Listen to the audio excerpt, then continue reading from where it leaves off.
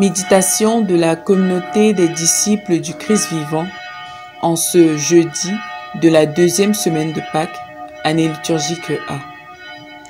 Évangile de Jésus-Christ selon saint Jean, au chapitre 3, les versets 31 à 36. Celui qui vient d'en haut est au-dessus de tous. Celui qui est de la terre est terrestre, et il parle de façon terrestre. Celui qui vient du ciel est au-dessus de tous. Il témoigne de ce qu'il a vu et entendu, et personne ne reçoit son témoignage. Mais celui qui reçoit son témoignage certifie par là que Dieu est vrai. En effet, celui que Dieu a envoyé dit les paroles de Dieu, car Dieu lui donne l'Esprit sans mesure. Le Père aime le Fils, et il a tout remis dans sa main. Celui qui croit au Fils a la vie éternelle. Celui qui refuse de croire le Fils ne verra pas la vie, mais la colère de Dieu demeure sur lui. Acclamons la parole de Dieu. Méditation.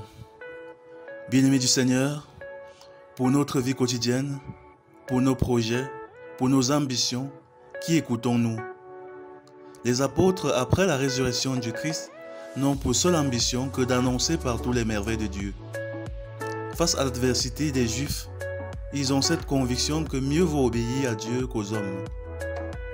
En fait, pourquoi ce choix ferme?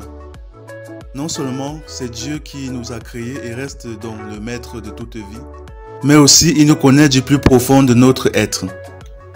Il est donc capable de nous inspirer les meilleures orientations de la vie par la force de l'Esprit Saint.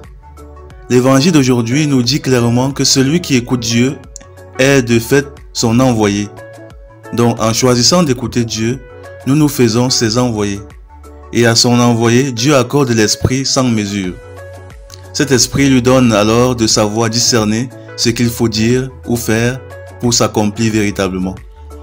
C'est aussi l'Esprit Saint qui éclaire notre vie, porte notre misère vers Dieu et donne au Seigneur de nous défendre contre tout ennemi. Car il est proche du cœur brisé pour le délivrer de ses angoisses et il lutte contre les méchants pour effacer leur mémoire de la surface de la terre. En écoutant donc Dieu, nous sommes sûrs d'être protégés et sauvés. Il est alors urgent d'évaluer la façon dont nous écoutons la parole de Dieu. Que faisons-nous de tout ce qu'il nous recommande chaque jour quand nous lisons cette parole? Dieu est-il vraiment notre conseiller? Ou bien lisons-nous la parole par simple formalisme? Ceci revient aussi à voir quel prix nous accordons à notre conscience qui est en fait la voix douce de Dieu parlant au cœur de chacun. Celui qui refuse d'écouter sa conscience refuse d'écouter Dieu. Prions.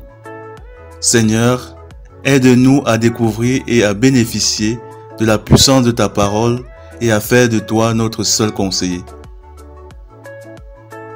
Intercession. Prions pour la conversion de ceux qui sont pris aux assauts des vendeurs d'illusions qui ne font que détourner les hommes des voies de Dieu. Marie, Mère fidèle et obéissante, intercède pour nous. Exercice spirituel. Travaillez à trouver dans la parole de chaque jour ce qu'il faut vraiment accomplir par obéissance à Dieu. Loué soit Jésus-Christ.